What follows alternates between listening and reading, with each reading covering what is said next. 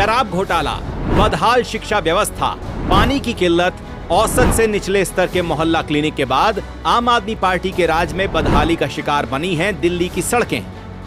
आरोप तो ये भी है कि आपके राज में नालों तक की सफाई में करोड़ों रुपए का भ्रष्टाचार हो गया। बुरे बीते 10 साल नहीं चाहिए आपकी सरकार सीरीज के इस एपिसोड में हम बताएंगे कि कैसे आप सरकार के राज में दिल्ली की सड़कों पर लग गया गंदगी का अंबार। यही नहीं, अपनी मनमानी करते हुए राजधानी में आपकी सरकार बार बार एनजीटी के आदेशों की खुलेआम धज्जियां उड़ा रही है।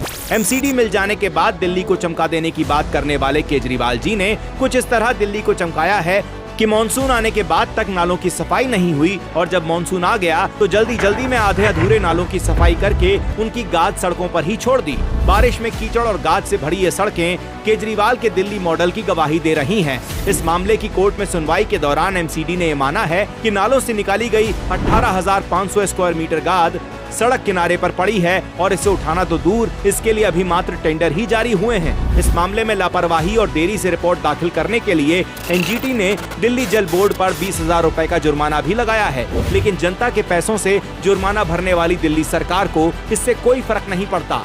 दिल्ली जल बोर्ड की रिपोर्ट के अनुसार दिल्ली सरकार ने अब तक 40 में से एक भी डिसेंट्रलाइज्ड सीवेज ट्रीटमेंट प्लांट नहीं बनाया है। ज्यादातर डीएसटीपी का निर्माण कार्य या तो शुरुआती चरण में है या उनके लिए अभी टेंडर प्रक्रिया ही चल रही है। यहाँ तक कि 2 डीएसटीपी के लिए अभी भी भूमि आवंटित नहीं हुई है, यानी इनका निर्माण इस साल तो छोड़िए अगले साल तक भी नहीं होगा। 2015 में दिल्ली जल बोर्ड ने नालों की सफाई के लिए 55 एसटीपी बनाने की बात की थी, लेकिन 9 साल बीतने के बाद भी एनजीटी के आदेशों का पालन नहीं हुआ है। एनजीटी की फटकार लगने के बाद भी आप सरकार के कानों पर जूं तक नहीं रहेंगी। दिल्ली को चमकाने की बात करने वाले केजरीवाल जी, क्या यही है आपका दिल्ली मॉडल? क्या ऐसे ही आप दिल्ली को वर्ल्ड क्लास बनाएंगे?